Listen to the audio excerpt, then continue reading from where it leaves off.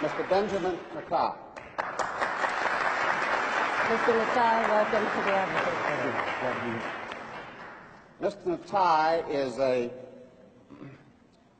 graduate of MIT. He is an Israeli, and he is a man who has written widely on this question before the House tonight.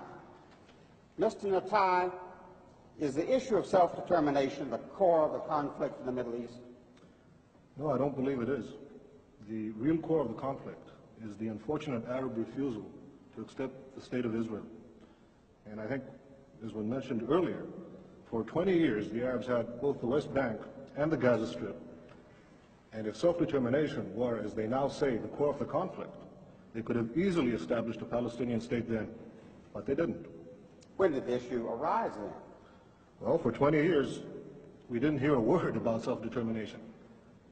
And in fact, what we did hear, those of us living in the Middle East, was about driving the Jews into the sea.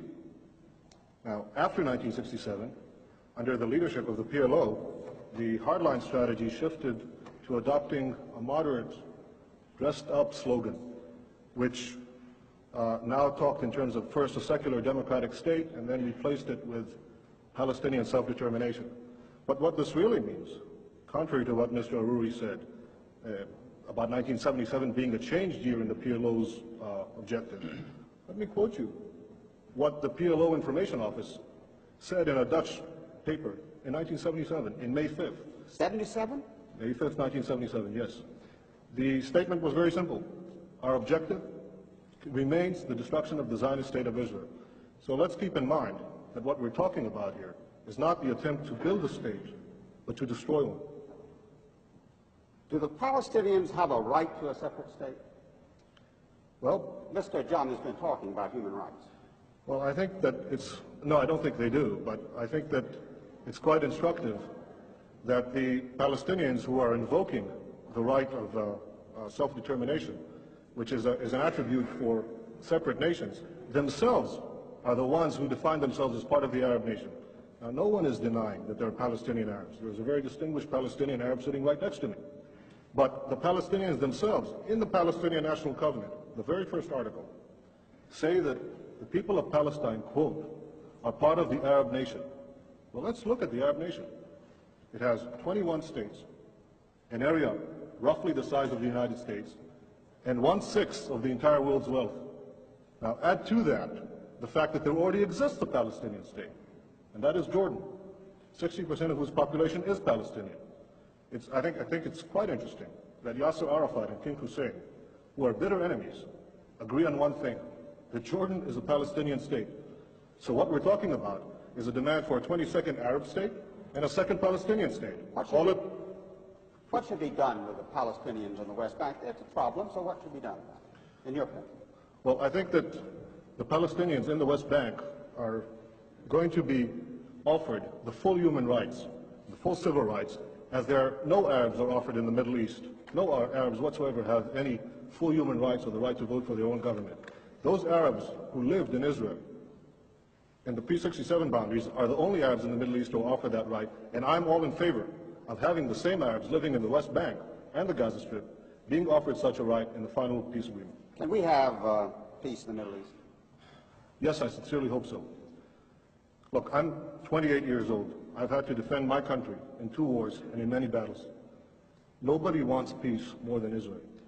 But the stumbling block to the road for peace is this demand for a PLO state, which will mean more war, which will mean more violence in the Middle East.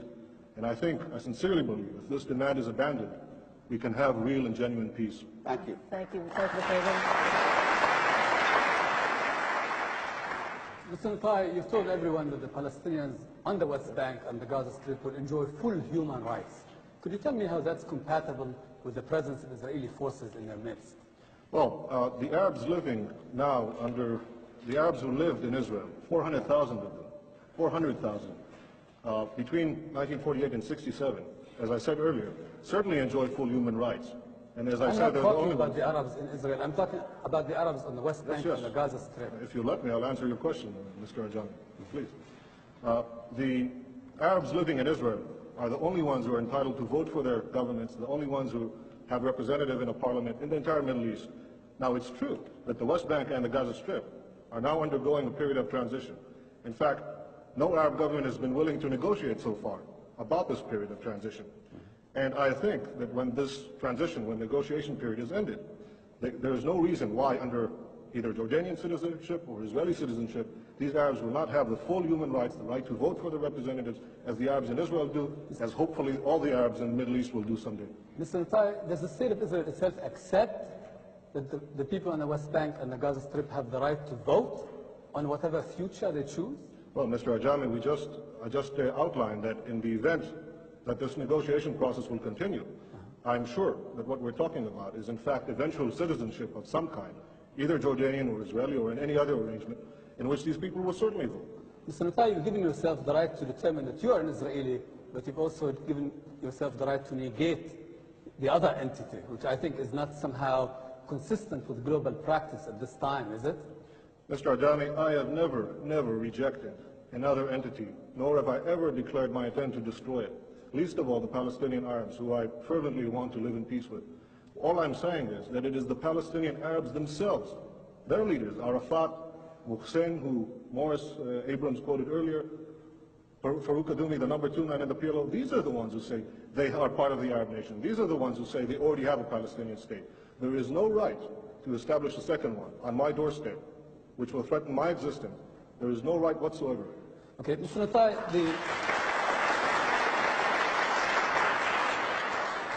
you seem like a very patriotic Israeli. Does not the fact of Israeli dependence upon the U.S. in order to maintain its occupation on the West Bank and the Gaza, does this not trouble you at all? Mr. Ajami, you asked me as a patriotic Israeli, and I'll answer as someone who has fought in the Middle East. One of the things that I think is unique about Israel, in terms of all America's allies, is that it is perhaps the only one who has taken care of itself so far.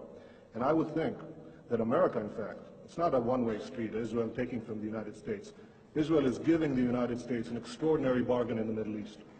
It's the one stable democratic ally which the United States can count on. Mr. Natai, inasmuch as you're a Zionist and are committed to a Jewish state, given the fact that demographic predictions tell us that there will be an Arab majority within the current borders of Israel, does this not challenge the foundations of the very state which you are committed to? I know of the latest population figures, that actually show a decrease in the Arab birth rate, particularly in the West Bank and the Gaza Strip, as a result of the higher education and the universal education for women that didn't exist prior to Israel, prior to 1967. Now, if you ask me, would I reject Palestinians or Arabs living in our midst? Ridiculous, of course not. They're citizens of Israel. If they... No, I'm talking about the West Bank and Gaza. See, we're still going back to the core of it. Yes, I agree. Whatever will be the final arrangement, these people should be free to multiply as they wish. I think that it is written in the Bible, multiply and be fruitful. I think these people should have that right. I'm not going to start enforcing a birth control program under any circumstance. Thank you. With that biblical injunction, I will turn to Mr. Abram. One more question to Mr. Natai. Mr. Natai, since the subject is what should the United States do, may I ask you if you could summarize why, in your opinion, the United States should oppose the creation of a PLO state? I think the United States should oppose the creation of a Palestinian state for several reasons. The first one being that it is unjust to demand the creation of a 22nd Arab state and a second Palestinian state at the expense of the only Jewish state. I think it also would defeat the hopes of those moderate Palestinians who genuinely want to reach a peace accommodation with Israel. Thank you. Mr. Jomei, another question. Mr. Natai, as someone who would say that you believe in democracy, do you believe that Israel can continue as a garrison state and still remain a democratic state? Mr. Ajami, either you didn't hear what I said before, or for your benefit, I'll repeat it again. No, Israel does not intend to remain a garrison state. Israel wants to live in peace and wants to be secure. If that involves maintaining military guarantees, our own military guarantees against the destruction of people who surround us, yes, I believe we should fight for our survival. If I have to, I'll fight again, but I hope not to. Thank you. Thank you, Mr. Jomei. Mr. Natai, thank you for joining us.